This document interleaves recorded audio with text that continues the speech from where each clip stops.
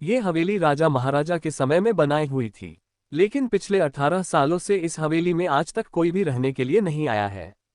इच्छा होने पर भी इस हवेली में कोई भी नहीं रह पा रहा था, क्योंकि लोगों का कहना थी कि इस हवेली में भूत प्रेत का साया है। जब अजीत सिंह को इस हवेली के बारे में पता चला तो उसने तय किया कि वो इस रहस्य को जानकर ही रहेगा, क्यों लोग इस हवेली में नहीं रह पा रहे हैं। उसने मजबूत इच्छा शक्ति से हवेली में रहने की पूरी तैयारी कर ली। जब उसने हवेली के अंदर जाने के लिए पैर आगे बढ़ाए तो दरवाजे पे किसी अनजान व्यक्ति ने उसे रोक लिया और नजदीक जाके बोले, कौन हो आप और किधर जा रहे हो? अजित सिंह ने जवाब देने के बजाय उसने सामने सवाल किया, जी आप कौन? मेरा नाम अर्जुन सिंह है और मैं यही पास में ही रहता हूँ। अजित सिंह ने कहा, ओह अच्छा, मैंने सुना है कि यह एक भूतिया हवेली है और यहाँ कोई नहीं आ पाता है, इसलिए मैं इस हवेली में एक दिन रुकने का फैसला किया है। अर्जुन सिंह ने कहा, जी हाँ, आपने सही सुना है, और आप भी अंदर मत जाइए, मेरी माने तो आप भी वापस लौट जाइए, यहाँ बहुत खतरा है। ये सुनकर अजीत सिंह खुश हो गया, जैसे उन्हें कोई लॉटरी लग गई हो। अर्जुन ने उसकी खुशी को देखकर बोला, आप क्यों खुश हो रहे हो? आपको तो भूत का नाम सुनकर डर लगना चाहिए। शायद आपको पता नहीं होगा कि मैं भूत प्रेत में काफी दिलचस्पी रखता हूँ। अगर इस हवेली में भूत है तो मैं अंदर जरूर जाऊंगा और सारी सच्चाई का पता भी लगाऊंगा। इतना कहकर अजीत सिंह उस हवेली में चले गए। अंदर जाके अजित ने अपनी बैग को साइड में रखा और हवेली के चारों ओर देखने लगा। सारे रूम भी चेक कर लिए। बाद में ड्राइंग रूम में आके सोफे पर बैठ गया। उसने वहां बैठकर दारू के 2-4 पैक भी पिए। वहीं अचानक उस रूम में लाइट का एक बल्ब चालू बंद होने लगी, लेकिन अजीत ने उस पर ध्यान नहीं दिया। थोड़ी देर बाद दूसरा बल्ब चालू बंद होने लगा, फिर तो हवेली की सारे लाइट चालू बंद होने लगी। ये सब देखकर अजीत अपनी जगह पे खड़ा हो गया और संपूर्ण सावचेत हो गया।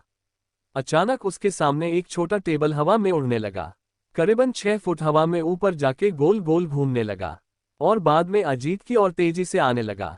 अजित ने तुरंत ही अपने जगह बदल दी और दूसरी ओर चला गया और वो टेबल वहीं जाके गिरा जहां अजित खड़ा था।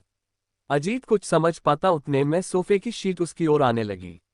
वो जल्द खड़ा हो गया और छलांग लगा के दूसरी ओर कूद गया, जिसके कारण सोफा दीवार को टकराया और अजीत बच गया। अचानक सब कुछ शांत हो गया। अजित ने चारों ओर सतर्कता से देखा और बड़ी आवाज में बोला, तुम जो भी हो सामने आकर के बात करो।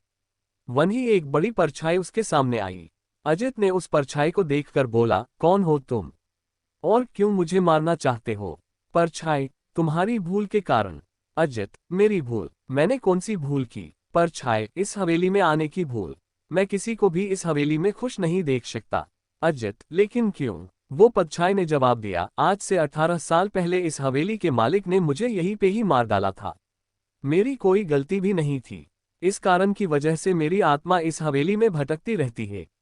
मैं किसी को भी इस हवेली में नहीं रहने दूंगा, क्योंकि इस हवेली में मेरा खून हुआ था। इस हवेली में जो भी रहने के लिए आएगा उसकी मौत होगी। अजित ने कहा, मैं तुम्हें अपने असली रूप में देखना चाहता हूँ। तुम्हें मारने से पहले मैं तेरी यह इच्छा अवश्य पूरी करूंगा। और उस परछाई ने एक भयानक दरमियाना रूप ले लिया। उसका चेहरा इतना भयानक था कि अजीत भी एक क्षण के लिए डर गया था, लेकिन दूसरी ही क्षण में उसने अपने आप पर काबू पा लिया। बाद में इसने अपनी जेब में से सफेद पावडर निकाला और उस भूत के पर फेंक दिया।